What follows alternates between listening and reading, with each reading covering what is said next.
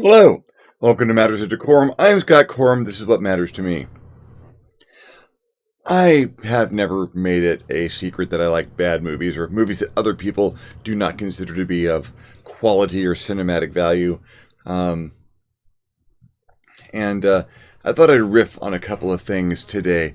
I like to take things that don't belong together and mash them up in ways that might make a terrible movie or might make a really, really good game session. And yeah, that kind of works for me. I did some riffing on this last week, and then Voice Changer decided it was going to make all of my audio inaudible, and so I've burned all of my hotkeys to the ground, and well, here we are.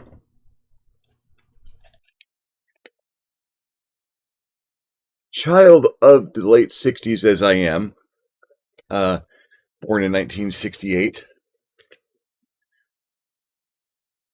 my formative years of where my imagination really kicked in, along with my hormones, which explains a lot, was the 1980s.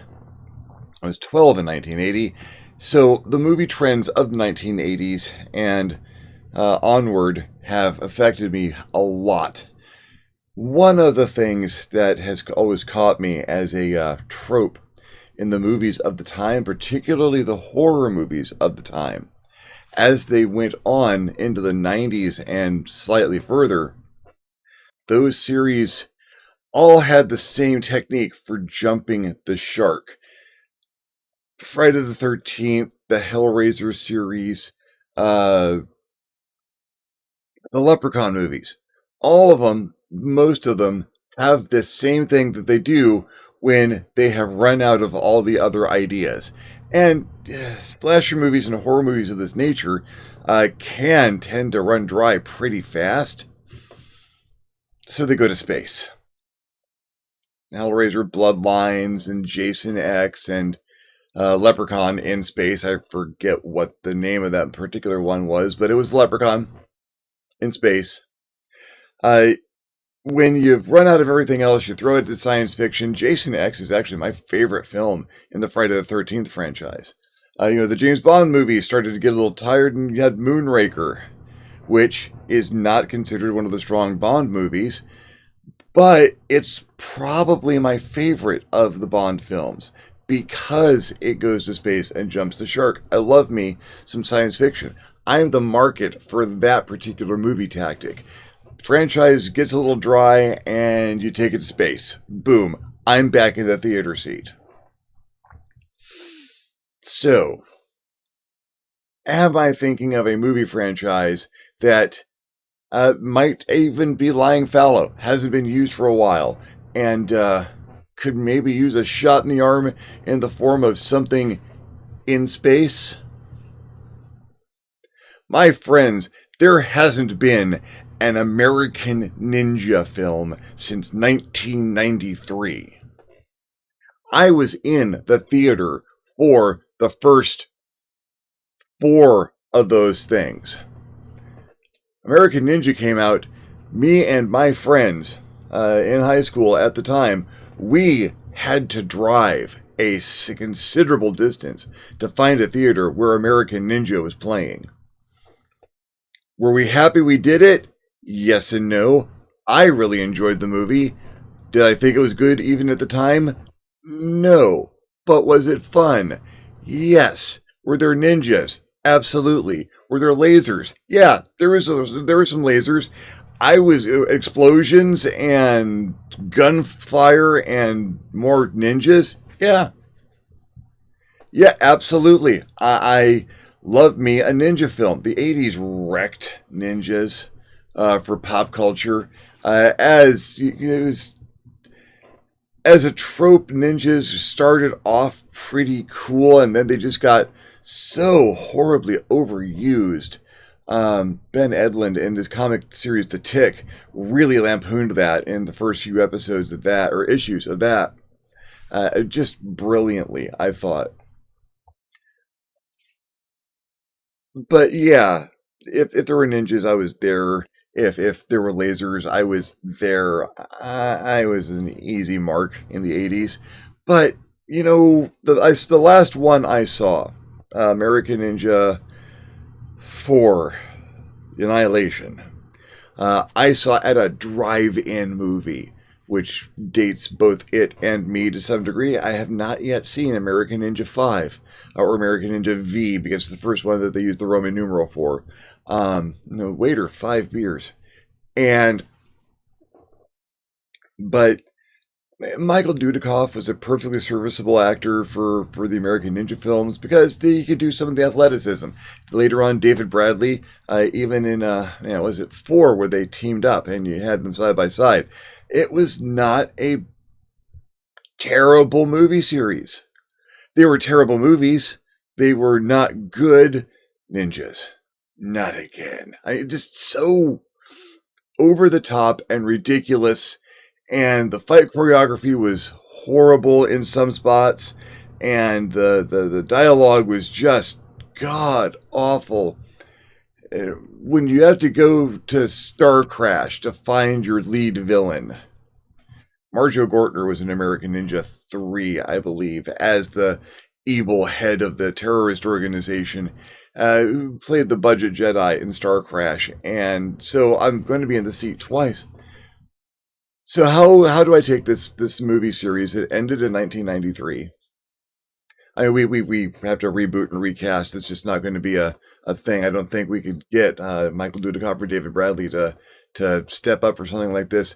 How do we put this in space? What as our narrative drive? Space tourism is starting to be a thing. Richard Branson's been trying to get space tourism going for years, and with Jeff Bezos and company actually just dropping huge volumes of cash to fire themselves into orbit. Unfortunately, they came back. Well, it's going to be a thing. Let's move the timeline forward a little bit, go just a little Cowboy Bebop with this, and let's start on the first orbital casino. If you're going to have a casino, stereotypically, narratively, you're going to have an organized criminal element involved in the casino. Either it's backing or it's operations. It's not the trope as much anymore, but you get that 70s vibe going, or your diamonds are forever kind of background happening. And so why wouldn't there be an organized criminal element involved in a casino complex in space? It's a company town. You've got the main casino with the very wealthy can just take a shuttle and go up and dock and spend a little while in low gravity, and maybe there's some artificial gravity in most of the station, but around the hub, because they're using spin to generate that gravity, you're going to have some areas of low or no gravity, which is going to be really good for us coming up. And you're going to have people who work there, live there, have to be there, reliant on the people who operate it for their food, their water, their air, absolutely everything to keep them alive. And maybe it's sort of an indentured servitude thing. Those people aren't terribly happy with their lot in life, but if they work really hard, maybe they get promoted in the casino, or maybe they can get the ultimate promotion and they can go home the good way. Going home the bad way means re-entering without a spacesuit, and that's horrible. Show us a couple of scenes of that happening as during construction, so you get a feeling, oh man, that's a terrible thing you don't ever want to happen.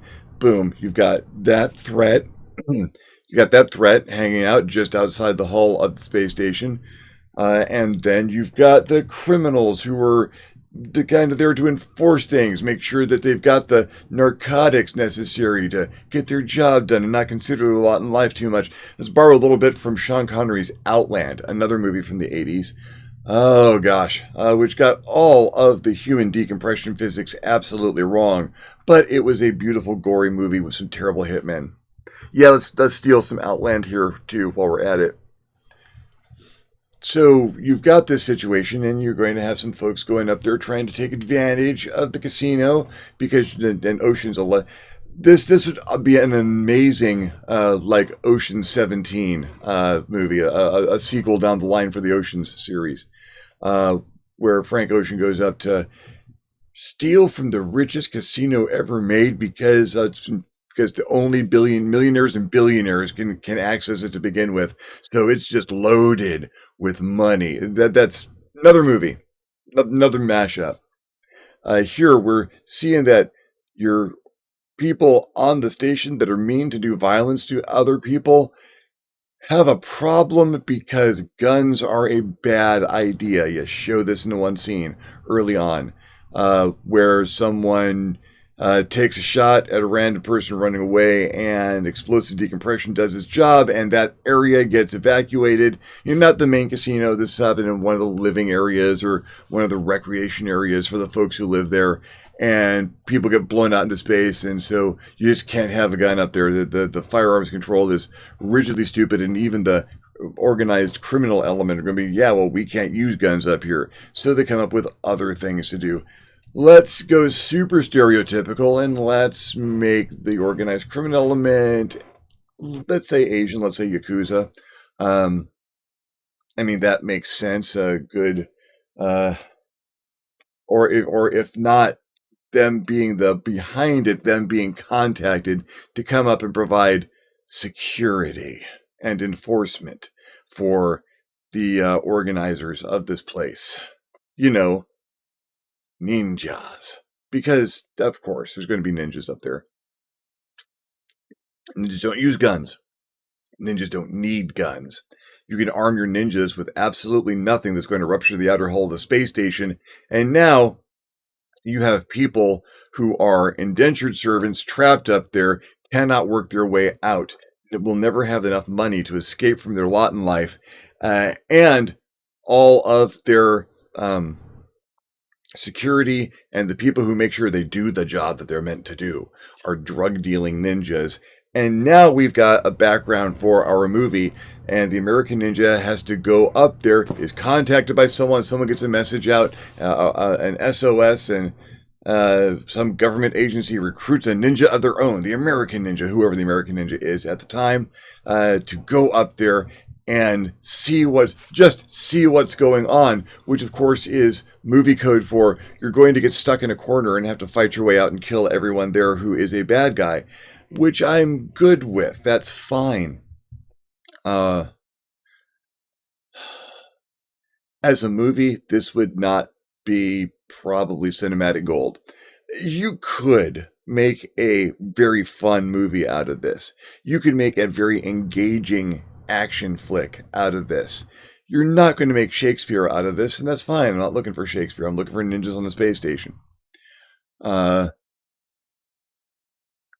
you got the trainer, the big bad guy who, yeah, we're a little bit in the future here, so cyborg ninja bad guy. Ooh, cyborg ninjas, that's got a ring. And you have this the big coming attraction, so you've got a little bit of Vegas zazz, and you've got it out in outer space, and it's not finished yet. So you get a little bit of Return of the Jedi with the unfinished attraction there. You and your friends will find this fully operational song and dance routine. And yeah, so we've got the Vegas lasers and smoke machines in an area that could erupt into vacuum at any moment erupt out into vacuum at any moment. And that's where your fight's going to happen, and someone gets sucked out into space, and not a good movie. But a fun one. Absolutely a fun movie. I'd go see it 5 times. Mr. DeCorum, you said that you could recreate the key elements of the American Ninja movies? Yes, I believe I can. And can you make it a good movie? I believe I just told you I cannot.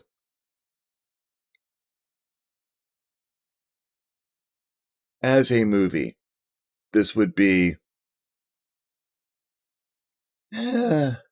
thanks to the prevalence of the MCU and other more high budget, high value action movies of late, man, Benedict Cumberbatch cannot play the American Ninja, but I can absolutely see him voicing the bad guy.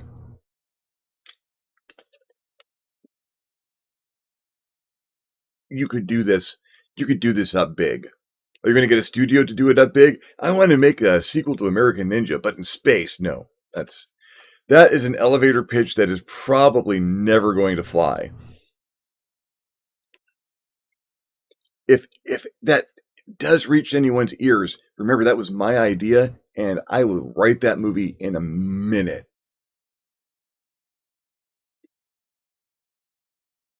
As a movie of questionable value. As a gaming session, that is gold. That is everything you need.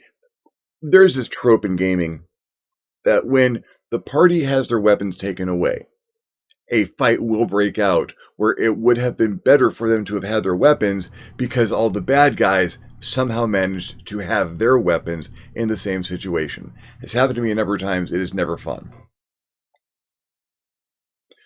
So take the guns away from the party, but no one's got guns.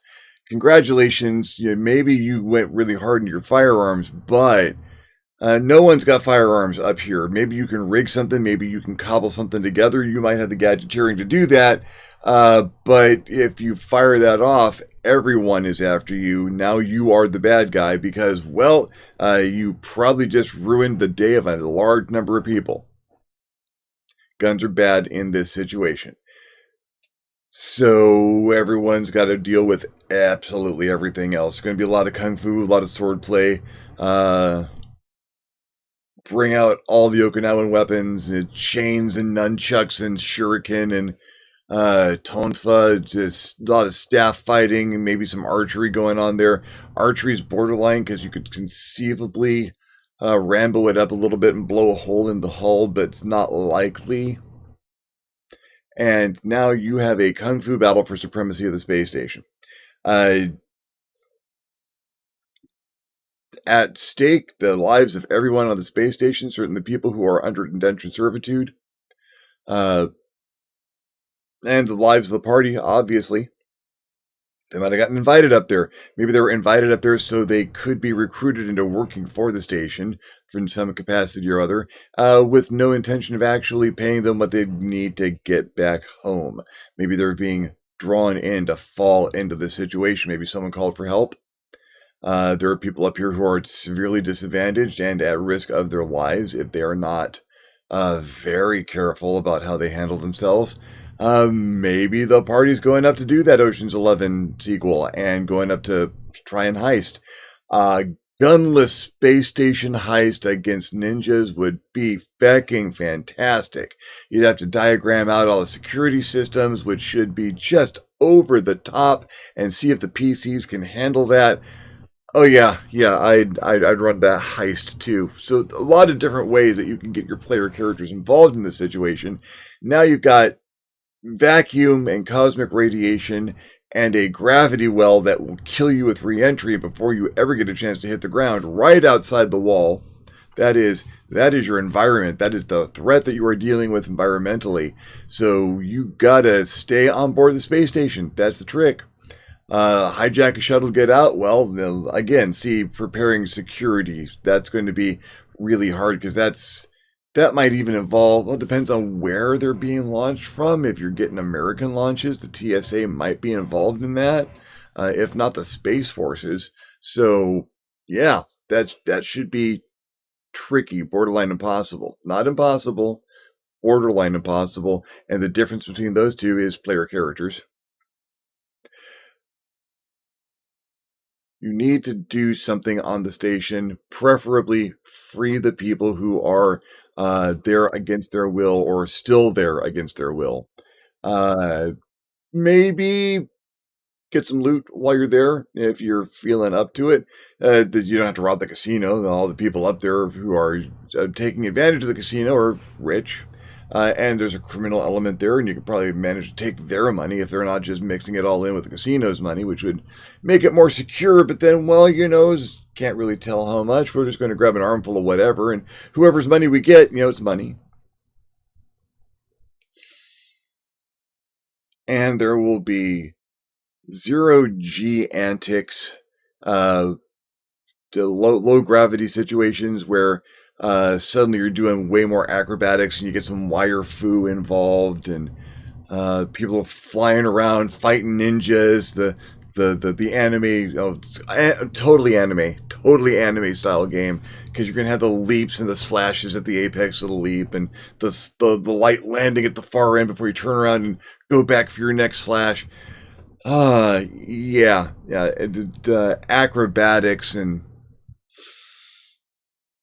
acrobatics, kung fu, swordplay, ninjas, cyborgs, space, lasers. Someone's gonna whip out a laser.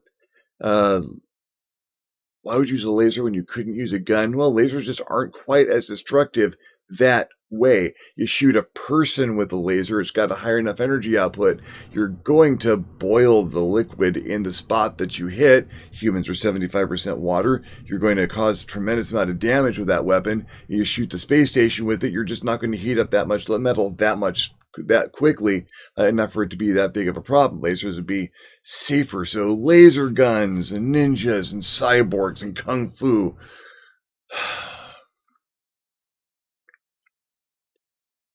That's not a campaign. That's not even an extended adventure, a story arc, or a very long adventure.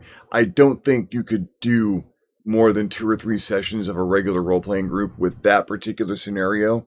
Uh, it's got to be kind of tight and kind of compact.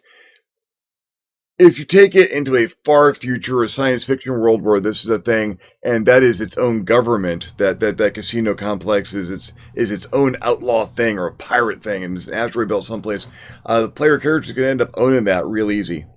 Uh, you kill the right people, you take the right codes, you break the right locks, and yeah, that is your space station now. Now you have a space station, which is a casino, which you can use as a base of operations. That'd be a great start to a campaign, or a great apex to a campaign where, okay, we've been going around, we've been developing our skills. That space station's been looking over our shoulder the entire time, and I'm pretty sure there's a criminal element there. We track the ninjas and the pirates back to that space station. Let's take it. Blow it up or keep it for yourself. That's the player character's choice. I'm just going to sit there to arbitrate the consequences. I love me a mashup.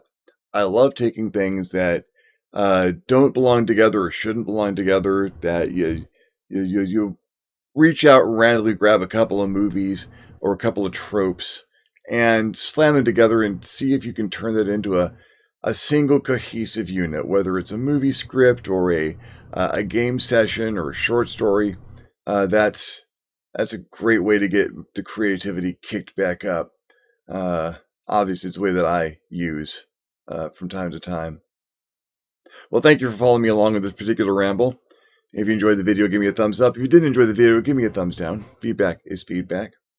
If you would play in this game, let me know. If you have ways that you would spice this up, or ways that you think this could become more cool or complicated, or you seeing any serious flaws in it that might need to be addressed, leave me a comment.